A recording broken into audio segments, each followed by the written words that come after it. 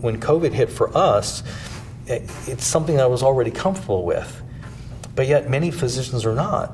So I've been spending a lot of time and effort teaching other physicians that there's a lot of information you can get from a telemedicine consult that you don't think about, because you get to do visual parts of the examination and you still get to do your history, but how do you do those provocative maneuvers if you want to see when something causes pain or something doesn't, to get that additional information? Well, I make use of family members or whoever else might be with that patient so that they can be my hands. So we get a lot of information from the telemedicine consult.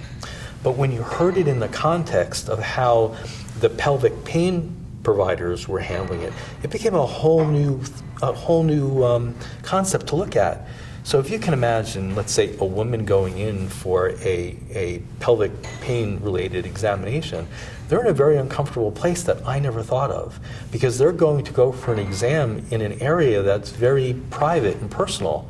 So they are always going to be guarded and uncomfortable. But yet when they got to do clinical interviews by telemedicine, because they were forced to do it, they were talking to their patient who was in a more comfortable surrounding, who was less guarded. That gives them the opportunity to get more relevant, better clinical information, and then it gave them the opportunity to better prepare that patient, so when they did come in for the hands-on clinical examination, that they were more comfortable and had better expectations about what that visit was going to entail, and that improved the whole doctor-patient relationship and treatment. Who would have ever guessed that we'd see a benefit out of COVID that worked out to the point where that should become the standard of care?